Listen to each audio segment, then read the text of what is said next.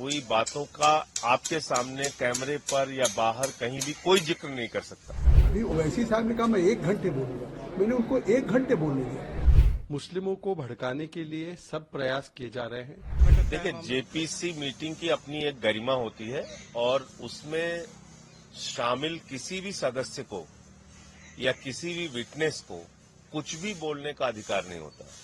तो मैं उसका सदस्य हूं, इसलिए उस मीटिंग की प्रक्रिया के बारे में, उसकी प्रोसीडिंग्स के बारे में, उसमें होने वाली घटनाओं के बारे में कुछ भी नहीं बोल जिस उद्देश्य को लेकर जेपीसी बनाई गई, मैं कह रहा हूं उस पर कुछ मैं कमेंट कर ही नहीं सकता ना। प्रोसीडिंग्स पे मैं नहीं पूछ रहा हूं। मैं जेपीसी के मेंबर के तौर पे मैं जेपीसी में हुई बातों का आपके सामने कैमरे पर या बाहर कहीं भी कोई जिक्र नहीं कर सकता। ओम बिरला जी, देखिए ये पार्लियामेंट का मामला है। हमने श्री ओम बिरला जी को फोन पे घटना के तत्काल बाद उनको अवगत करा दिया है और उनको मतलब क्योंकि इतनी बड़ी घटना थी, हमें हाउस को जेपीसी की मीटिंग पहली बार हमको एडजर्न करना पड़ा मजबूरी में, क्योंकि जिस तरीके से वहाँ घटना हो गई थी, जिस तरह से पूरी बोतल टूटी थी और सारी चीज़ें हो गई, सब लोग हतप्रभ रह गए थे। और सामने विटनेसेज, उड़ीसा के 2 विटनेसेज, 2 डेलीगेशंस आए थे जिसमें फार्मर जज थे, सीनियर लॉयर्स थे, सारे लोग थे।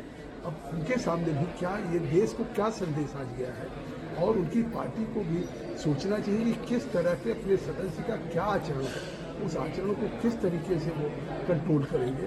आखिर पार्लियामेंट्री डेमोक्रेसी में हिंसा की जगह कहाँ है? ठीक सर, कल्याण बनर्जी जब बाहर निकले तो उन्होंने ये आरोप लगाया बार बार कि चेयरमैन जो है वो उनका रवैया बायस्ड है। तो अगर चेयरमैन का रवैया बायस्ड है, उसका तरीका है, उन्होंने मेरे खिलाफ लिख करके स्पीकर को दिया है। और क्या आप लोग पूरे दिन यहाँ कवर करते हैं, बाहर खड़े हैं, क्या पूरे दिन मीटिंग चलती है तो लगातार कौन बोलता है? अगर मान लिया रूलिंग पार्टी के बीजेपी के अगर मेंबर्स को मौका मिलता है तो क्या बायस्ड की ये परिभाषा है कि दिन में उनको कम से कम 4 बार 5 बार या जितनी बार इच्छा होती या किस भी मेंबर की, मतलब पार्लियामेंट्री जेपीसी की कमेटी में या किसी कमेटी में 5 मिनट 10 मिनट कोई बोलता है। अभी ओवैसी साहब ने कहा मैं 1 घंटे बोलूंगा, मैंने उनको 1 घंटे बोलने दिया। कोई चेयरमैन इतिहास में इतनी देर बैठक नहीं करेगा। मैं रोज सुबह 11 बजे से शाम को 5 बजे 6 बजे तक बैठक करता हूँ।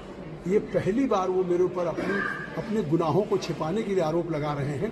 देखिए, आज जिस प्रकार से कल्याण बनर्जी जो कि एक सीरियल ऑफेंडर है, इससे पहले उन्होंने कॉन्स्टिट्यूशनल पोस्ट पर बैठे हुए वाइस प्रेसिडेंट का मखौल उड़ाया, इससे पहले उन्होंने पार्लियामेंट में जिस प्रकार से बर्ताव किया है, उससे पहले उन्होंने जिस प्रकार से आरजी कर मेडिकल कॉलेज प्रोटेस्टर्स के विषय में बयानबाजी की है, इससे पहले उन्होंने जिस प्रकार से अलग अलग समय पर सारी मर्यादाएं तोड़कर बातें रखी है, और आज संसदीय मर्यादाओं को तोड़ने का काम उन्होंने किया जब उन्होंने हिंसा का रास्ता अपनाया।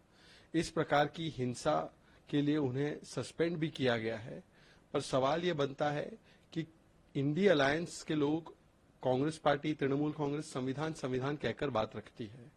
पिछले कुछ दिनों में हमने देखा कि संवैधानिक पद पर बैठे सीजेआई के साथ किस प्रकार का व्यवहार रामगोपाल यादव जी ने किया, अब पार्लियामेंट्री कमेटी में किस प्रकार का व्यवहार किया जा रहा है, किस प्रकार का व्यवहार इलेक्शन कमीशन के ऊपर सवाल उठाकर इंडिया अलायंस ने किया।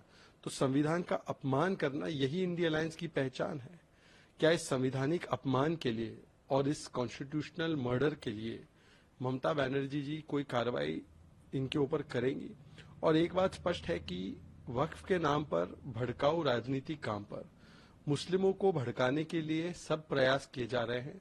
जाकिर नायक हो, ओवैसी हो, समाजवादी पार्टी हो, तृणमूल कांग्रेस हो, वो अलग अलग प्रकार से वक्फ में संशोधन ना हो, वक्फ के पास असीमित ताकतें हों, और वक्फ में जो बड़ा भ्रष्टाचार होता है, जिसमें कि खड़गे जी का भी नाम सामने आया है, जिसमें कि बड़े बड़े लैंड ग्रैबर शामिल है, उनको असीमित अधिकार मिलता रहे और गरीबों को, यतीमों को, मुस्लिम समाज के जो लोग हैं उनको इसका अधिकार ना मिले, इसके लिए लगातार ये भड़काऊ राजनीति भी की जा रही है। ये निंदनीय है।